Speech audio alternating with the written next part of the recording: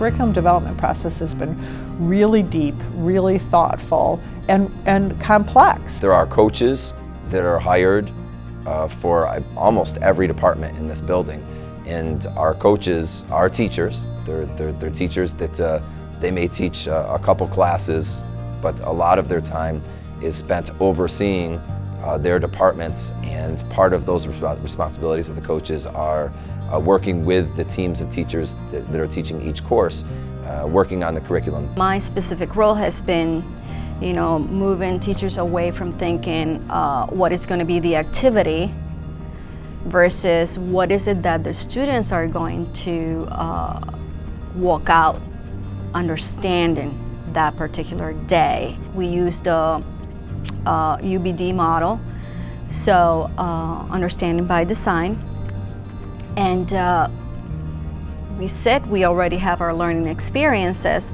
so we know we need to sit down and then figure out what that lesson is going to look like. So the number one thing where your mind is just blown is the process, the UBD, understanding by design, with Ty and Wiggins, Grant Wiggins, and it was very difficult. It was very difficult to understand this whole idea of, stage 1, stage 2, stage 3, just the immense planning that needed to take place. That was I remember our first week of working as a social studies department, we spent so much time just trying to wrap our brains around this idea of, creating these major lessons. How can we help them adapt? Does she or he need to spend so much time on X thing? Is there something that perhaps could be left out, or we need to prioritize? If every day, what will be the things that we will love the students to do and know, and what is the bare minimum? If we don't have time, what are these things that they must? So what is, what we want, wish for, and what is it that we must cover or go over, help them understand. So my role will be then, help that teacher adapt, and the team help that teacher.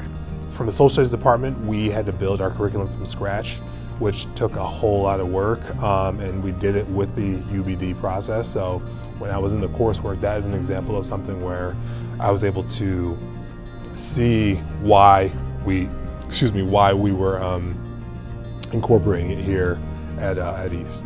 And now that I have a much deeper understanding of the curriculum development process than I did before, I just know so much more about how I would have laid it out. In terms of understanding what a challenge it was going to be for teachers to adopt, adapt, or write curriculum in so many different subject areas simultaneously. Well, you still got to teach something tomorrow. So I can't just do stage 1 and stage 2 for a whole year.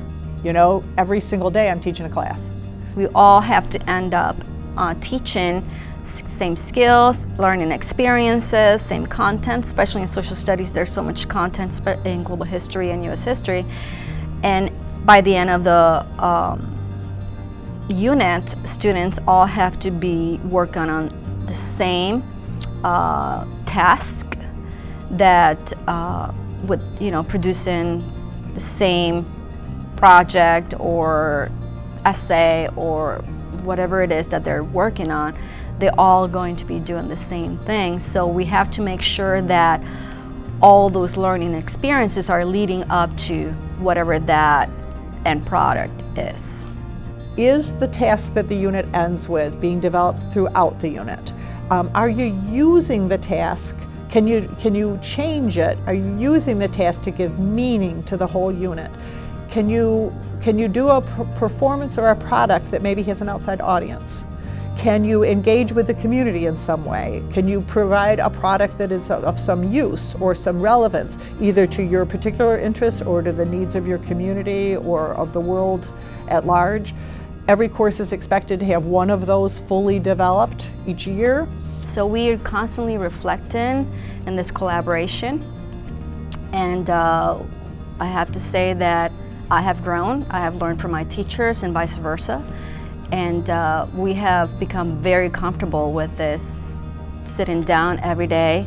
It's time to collaborate, and at the point that we all know, okay, I'm going to do this part of the lesson, I'm going to do this other part of the lesson, and then we come back, what worked, what didn't work.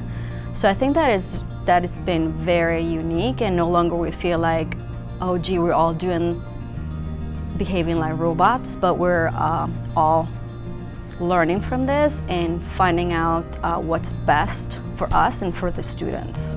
One of the things that I know now that I wish I'd actually known in year one is not everybody is good at it and not everybody likes doing it, and we needed to probably figure out from the beginning to look at teachers and say, okay, here's what curriculum development looks like.